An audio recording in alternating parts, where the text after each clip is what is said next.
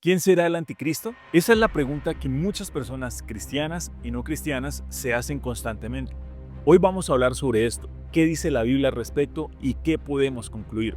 Pero antes de ir a verlo, recuerda que puedes ayudarme a crear más contenido como este suscribiéndote a este canal, activando la campanita y dejando tu like. Ahora sí, vamos al grano. Primero, aclaremos algo fundamental. Cuando hablamos del anticristo no esperemos un nombre específico. La Biblia no revela su identidad, pero sí nos ayuda a entender quién es y qué representa. La palabra anticristo proviene del griego antikristos, que se divide en dos: anti, opuesto o en lugar de, y Cristos, Mesías u ungido. Por lo tanto, el anticristo es alguien que se opone al ungido, que actúa en contra de Cristo o que pretende ocupar su lugar. Ahora bien, las escrituras nos dan una descripción de quién es el anticristo, aunque sin revelar su nombre. En 1 Juan capítulo 2 versos 22 se nos dice: ¿quién es mentiroso sino el que niega que Jesús es el Cristo? Este es el anticristo, el que niega al Padre y al Hijo. Es interesante notar que un mentiroso es alguien que conoce la verdad, así que el anticristo es un mentiroso. Así también en 1 Juan capítulo 2 verso 18 y verso 19 también vemos una distinción importante. Hijitos, ya es el último tiempo y según vosotros oísteis que el anticristo viene, así ahora han surgido muchos anticristos. Por esto conocemos que es el último tiempo. Salieron de nosotros, pero no eran de nosotros. Aquí se distinguen muchos anticristos que pueden venir de dentro de la fe y son expuestos. Y el anticristo, en mayúscula, quien no vendrá de entre nosotros.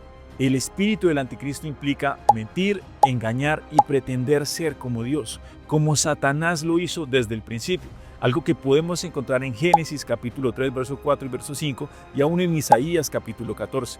Incluso la idea de una marca en las manos y en la frente es una imitación de lo que Dios le pidió a Israel en Deuteronomio capítulo 6, versículo 8.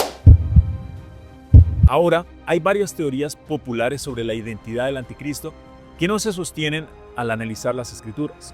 Una de ellas es la teoría del asirio, basada en Miqueas capítulo 5, verso 5. Si bien Miqueas habla del origen del Mesías y luego de un juicio sobre los enemigos de Israel, este rey asirio, Senaquerib, fue juzgado y derrotado poco después de la profecía y no cumple con los criterios específicos del anticristo. Otra teoría popular es que el anticristo será musulmán. Personalmente considero que esto es muy improbable. ¿Por qué?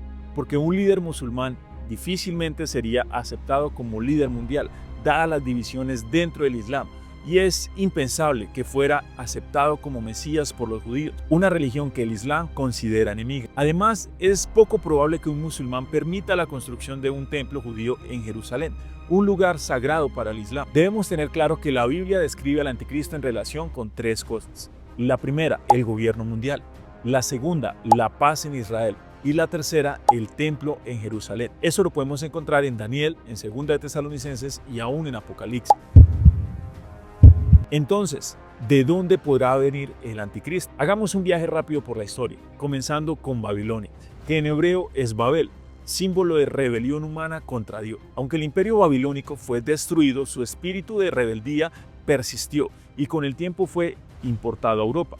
La Biblia se refiere a una Babilonia misteriosa, que no es la antigua ciudad física, sino un concepto de rebeldía. El ascenso del Imperio Romano y su eventual dominio en Europa marcó un cambio significativo.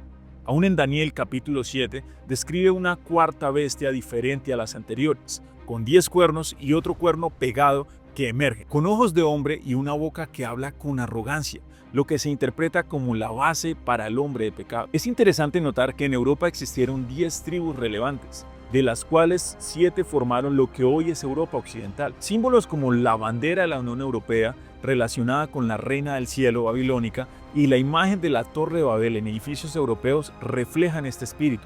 Incluso la estatua de una mujer montando una bestia fuera del Consejo de la Unión Europea en Bruselas evoca la figura de Apocalipsis capítulo 17, donde la palabra de Dios menciona Babilonia la Grande, la madre de las rameras y de las abominaciones de la tierra. Europa parece estar saturada de este simbolismo de rebelión contra Dios.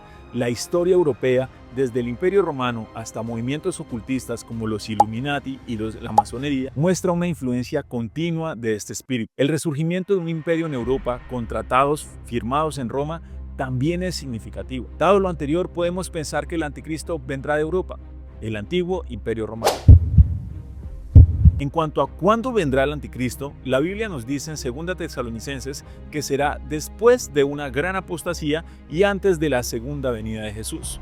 Recordemos que la palabra apostasía viene del griego apóstasis y significa separación. Es decir, podemos ver este verso de dos formas. Primero, una separación de la iglesia, es decir, los nacidos de nuevo, del mundo. Estamos hablando del rapto de la iglesia, donde la iglesia sale de esta tierra, se separa del mundo. Pero también lo podemos ver como una separación de algunas personas de la fe cristiana, algo que también menciona Hebreos capítulo 10, verso 25, que sucederá en los últimos tiempos. En conclusión, podemos decir que tanto el espíritu del anticristo como el anticristo ya se encuentran en la tierra, pero este hombre solo se podrá revelar hasta que nosotros, la iglesia, salgamos de esta tierra. Ahora bien, este mensaje no es de temor, sino de esperanza para los creyentes. La Biblia nos dice que antes de la gran tribulación, los embajadores de Cristo, es decir nosotros, seremos llevados de vuelta a casa. La venida del anticristo ocurrirá cuando quien lo detiene sea quitado del camino. Así que, aunque veamos estas cosas suceder, sepamos que nuestra redención está cerca. Jesús es la verdad y ha vencido al mundo.